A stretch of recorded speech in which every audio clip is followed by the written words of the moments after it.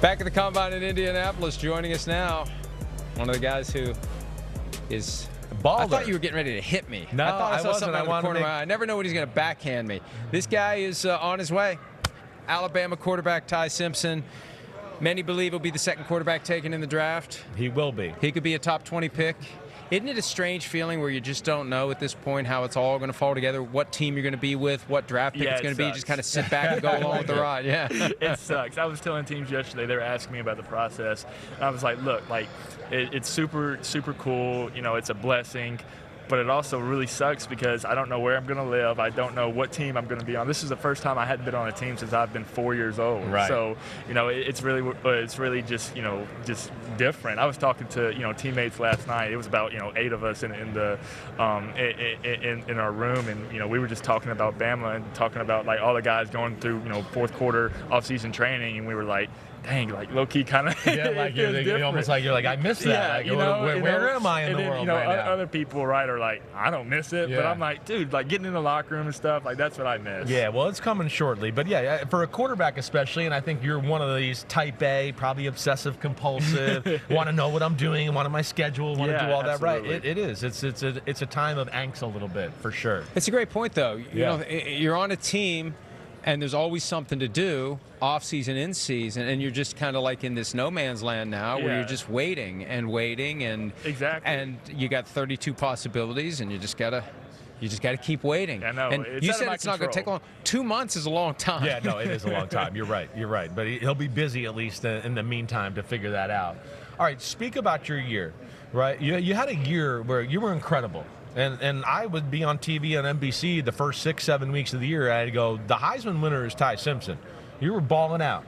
But your body, you know, got beat to crap as the year went on. Yeah. So, kind of talk about all that and, you know, where you ended up at the end of the year and everything. Yeah, so it was a great year, right? Like, I was super proud of my team, super proud of the guys, you know, how we finished the year, you know, wasn't what we wanted, right? But, you know, I think we left a legacy there at Alabama. One, Coach DeBoer's first playoff game, yeah. you know, down 17-0, made it to the SEC championship. It's not the Bama standard, right? But, you know, definitely left our mark. You know, I think that, you know, like you said, you know, middle of the year, right? Like, you know, we had a lot of things going, and, you know, unfortunately, you know, injuries happen. You know, playing in a big-time league like the SEC, and playing, you know, every week, just, you know, different, you know, top, you know, player in the world is, you know, there. It's like it's very, very difficult. Yes. You know what I mean? So, but, you know, the cool thing about it is, right, like, you got good players, you got to keep going. You just got to, you know, just get to Saturday and make sure that, you know, you're ready to execute the best that you can. Well, tell some people about your injuries that you had during the end of the year, too, just a little bit. What you were fighting through. I know you don't like to make excuses, but go ahead and tell it. Well, you know, first off, I want to say this, right? If there's any chance that I can be out there and play,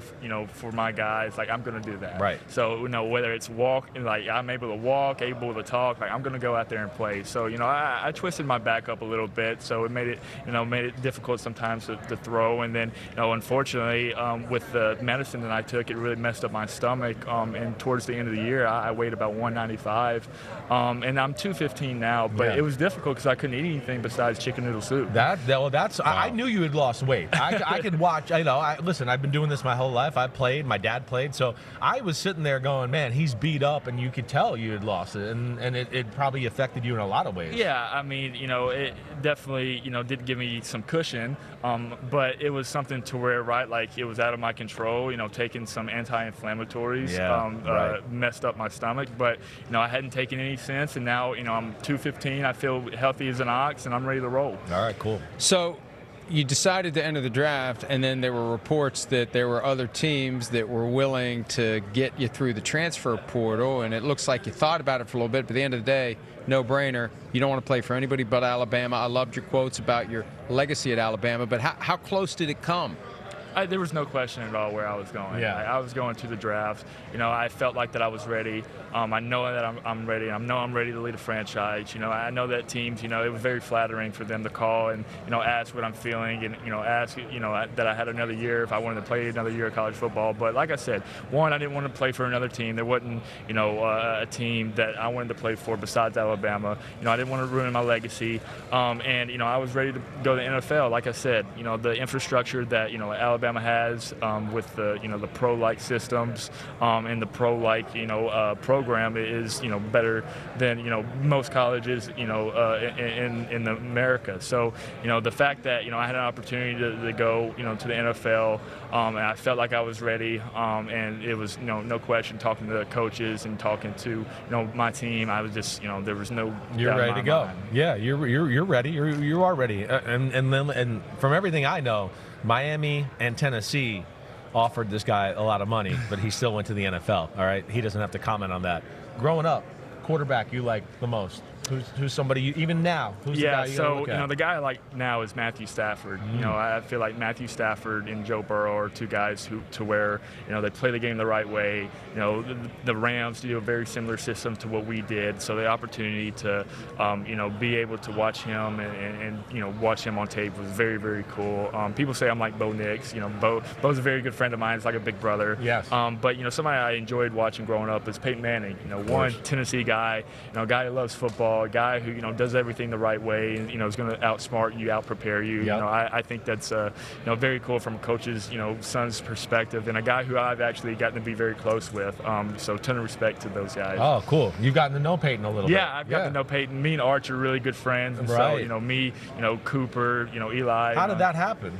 So me and Arch threw together with David Morris, quarterback trainer there in Mobile, and we just hit it off like guys who love football, guys who love to work, and it was about 6th or 7th grade, and ever since then we've just been really good friends. We talk each other back and forth. From our ups and downs this season, we would call each other and just tell us like, hey man, like hang in there.